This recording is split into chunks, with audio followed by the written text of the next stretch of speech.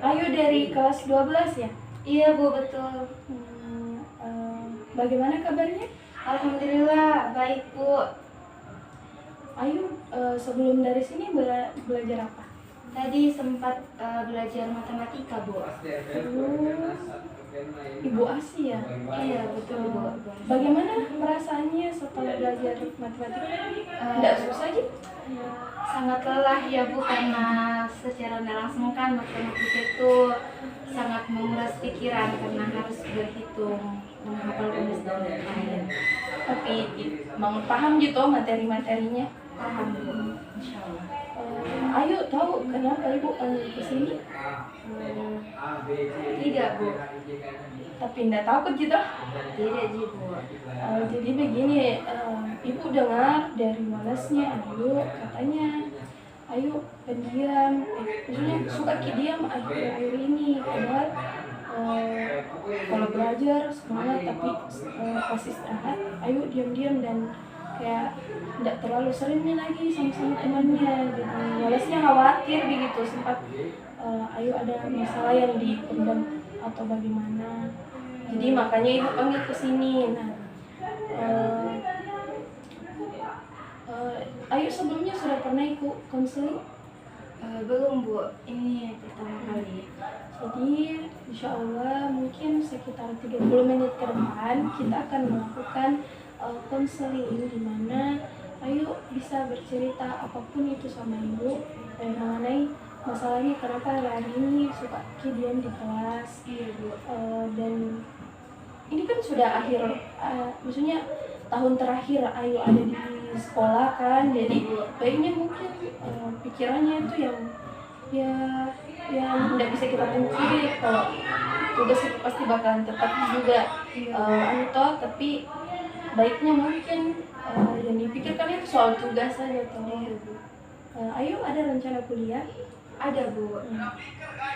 Makanya ibu mau tanya ini, tapi Ayu nggak usah khawatir, karena dalam konseling itu ada yang namanya itu akses kerahasiaan, yang dimana hanya Ayu dan ibu yang tahu masalahnya Ayu.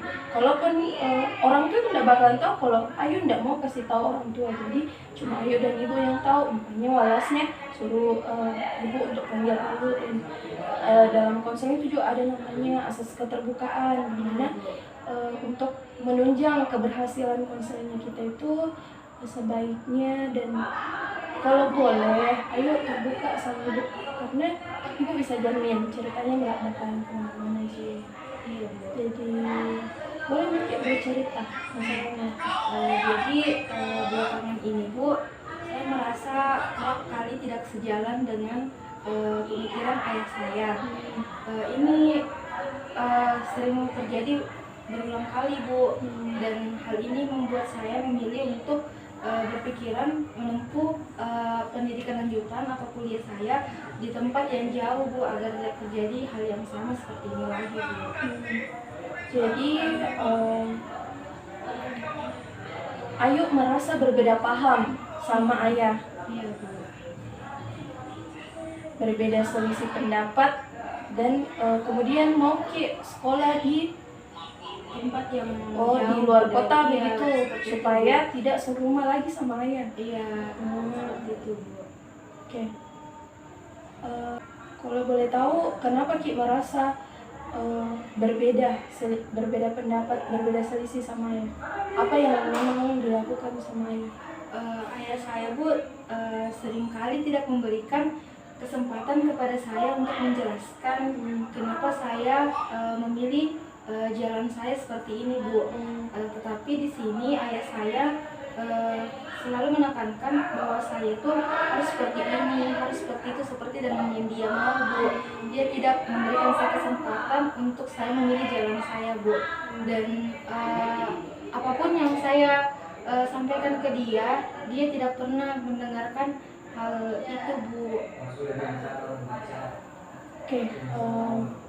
Jadi yang ibu tangkap, Ayu kayak capek mini sama perbedaan pendapat antara Ayu dengan ayah. Iya betul. Nah, ibu rasa ada satu teknik konseling yang bisa kita lakukan, karena di sini yang ibu lihat Ayu itu perlu pengungkapan rasa, maksudnya pengungkapan pendapat apa yang mau kita bilang sama ayah. Jadi mungkin kita bisa pakai teknik empathy chair atau teknik kursi kosong, di mana Ayu di sini kayak memerankan dua orang, yang dimana Ayu sendiri dan ayah.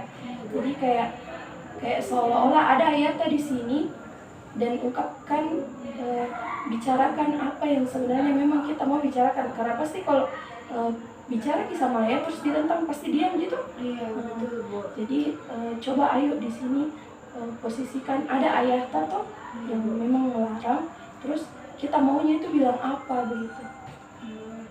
Pertama, ibu mau Ayu tarik nafas dulu, kasih tenang dulu pikirannya, dan coba ulang kembali di kepalanya di situasi mana dimana ayah itu menentang Ayu untuk kuliah di luar kota ataupun perbedaan pendapat yang lain begitu. Oke. Silakan, ini Ayu bisa posisikan ini yang duduk di sini tuh ayah. Jadi coba ingat kembali apa yang ayah sampaikan, terus Ayu sebenarnya mau bilang apa ke ayah. Jadi coba mikir dulu. Jadi di sini saya menyampaikan apa yang ayah saya katakan, ya, Bu. Terus sampaikan juga sebenarnya Ayu itu mau bilang apa ke ayah, tapi tidak tersampaikan pada situasi. Ya. Jadi ayah saya itu bilang, hei, tidak usah sekolah jauh-jauh. Lihat mereka itu sekolah tinggi-tinggi tapi tidak bisa jadi apa-apa, sama saja dengan yang sekolah di daerahnya. Kenapa kamu malah memaksa untuk kuliah di luar dari kota kita ini? Dan tempat yang kamu mau itu jauh dari tempat kita tinggal. Kamu mau makan apa di sana? Kalau kamu kuliah di sini kan ayah akan membiayai kamu. Terserah kalau kamu memang mau kuliah. Seperti itu Bu yang ayah saya katakan. Terus oke, sekarang apa yang Ayu mau sampaikan ke ayah? Kalau ayah tidak mau membiayai saya, ya tidak apa-apa, tetapi tolong izinkan saya untuk tetap kuliah tanpa biaya dari ayah. Terus saya sampaikan apa? Saya sampaikan bahwa terserah maumu apa saja terserah.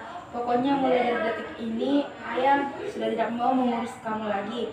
Ya itu yang paling saya ingat Bu, pada saat saya sudah sampaikan seperti itu kepada ayah saya. Terus Ayu bilang apa? Pada saat ayah saya bilang itu, saya sudah tidak bicara apa-apa lagi Bu, saya terdiam. Oke, Ayu jelaskan setelah ayah bilang tidak mau mengurusi Ayu terdiam. Sebenarnya Ayu mau alasan apa, mau bilang apa begitu sama ayah, kenapa sampai terdiam? Sebenarnya saya mau menanyakan Bu ke ayah saya, apa alasan yang kuat bagi dia sehingga dia melarang saya untuk kuliah tidak keluar dari kota ini, Bu. Oke. Kalau dari pandangannya Ayu toh, coba kembali posisikan lagi, ini ayah, ini Ayu. Kira-kira apa yang ayah akan bilang sebagai Ayah melarang kamu kuliah jauh karena ayah tidak ingin jauh dari kamu, Nak, karena kamu adalah anak ayah satu-satunya. Apalagi beberapa waktu yang lalu ibu kamu baru saja meninggal dan ayah tidak mau lagi kehilangan orang yang sama yang ayah sayang. Terus Ayu bilang apa? Ayah sebenarnya yang Ayu mau itu ayah menyampaikan langsung kepada Ayu apa yang menjadi alasan ayah melarang Ayu untuk kuliah jauh dari kota ini. Kalau ayah sayang seharusnya ayah bilang alasannya, bukan malah saya dibentak seperti ini. Oke, tapi sekarang apa yang Ayu dapatkan setelah kita melakukan teknik ini? Sekarang saya malah justru merasa kasihan kepada ayah saya, Bu. ternyata ya saya punya alasan yang kuat juga, karena beliau sayang sama saya tetapi dia tidak menyampaikan hal tersebut. Terus Ayu menerima alasan itu. Saya rasa sebagai anak saya memang mau tidak mau harus saya terima Bu alasan itu. Karena sekarang kita sudah dapat titik terang, ternyata Ayu merenung selama itu karena permasalahan dengan ayah. Bisa jadi juga karena ternyata ibu baru meninggal ya. Jadi setelah dari sini ibu harap apa yang Ayu sampaikan di sini bisa disampaikan sama ayah. Sempat ternyata alasan yang tadi yang disampaikan sama Ayu itu memang benar-benar alasannya ayah tuh. Kenapa tidak mengizinkan atau melarang Ayu kuliah di luar kota ini. Jadi sekarang bagaimana perasaannya? Saya merasa sedikit lega Bu dibanding sebelum saya datang menemui ibu Bu. Jadi saya merasa saya tahu apa yang harus saya lakukan ke depannya.